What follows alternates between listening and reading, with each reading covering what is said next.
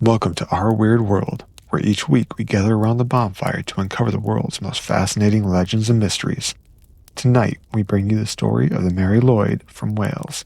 So sit back, relax, and let the flames of our virtual campfire serve as your warm-up for this tale. The cold December evening in the quiet Welsh village seemed like any other. Frost sparkled on rooftops, and the wind swept through the narrow streets, howling like restless spirits. But within the cottages, an unease had settled among the villagers. The stories of the Mari Lwyd, the spectral Grey Mare, had taken root in their minds, as they always did in this time of the winter.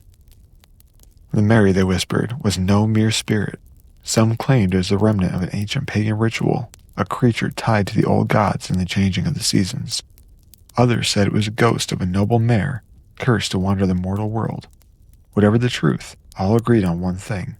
When the Mari Lwyd came knocking, it was more than just a game. It was a test.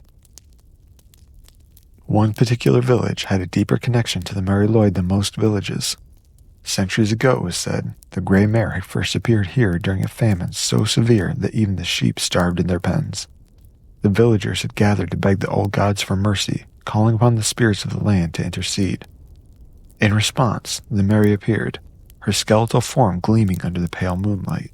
She offered the villagers a choice: solve her riddles and she would grant their fields abundance for the year. Fail and she would ensure the famine never ended. Desperation gave them courage. The village bard, a man named Rhys, took up the challenge. He faced the Mari's riddles with sharp wit and boundless determination. But her final question, a cryptic verse about the nature of sacrifice, left him silent.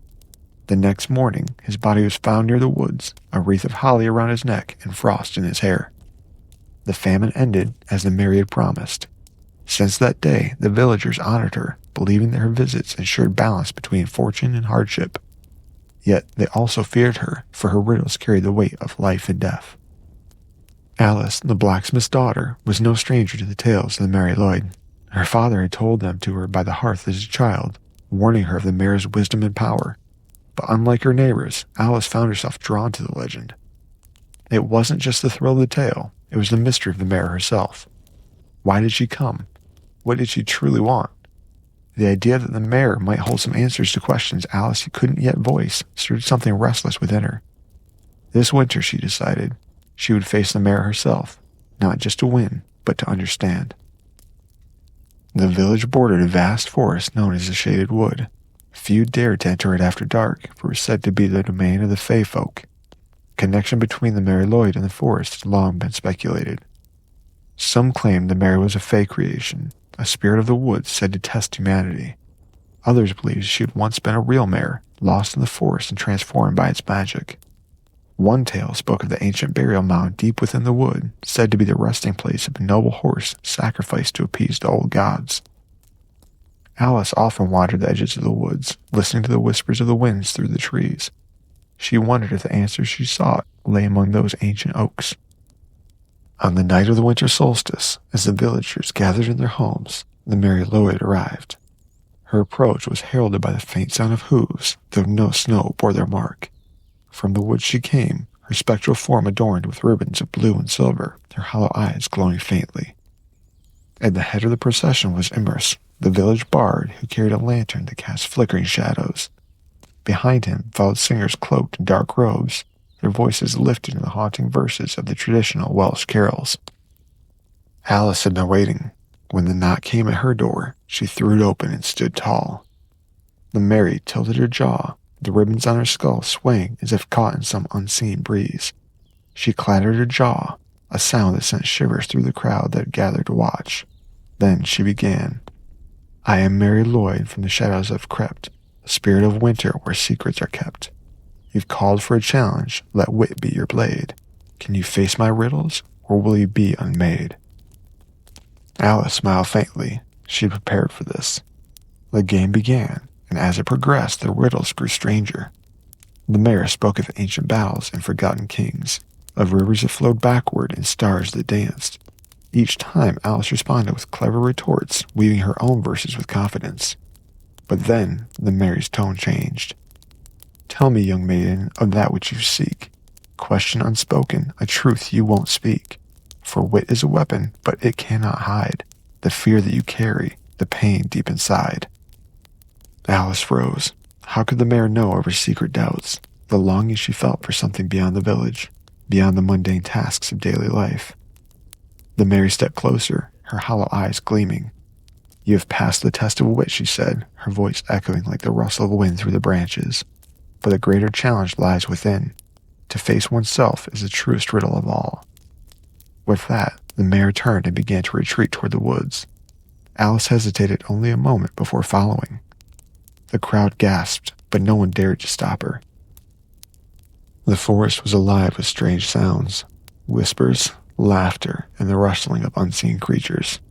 Alys followed the faint glow of the mare's ribbons until they reached a clearing bathed in moonlight.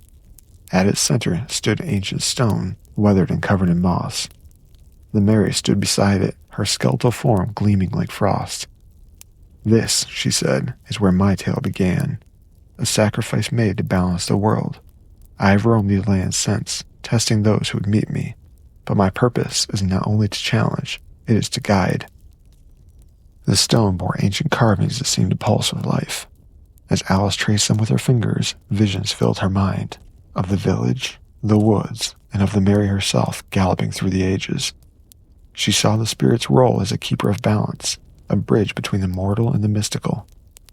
As the visions faded, Alys turned toward the Mary. "Why show me this?" she asked. "Because you sought more than to win," the Mary replied. "You sought understanding, and now you must decide. Will you take up my mantle? Will you be the guide that the others need?" Alys hesitated, but only briefly. She nodded.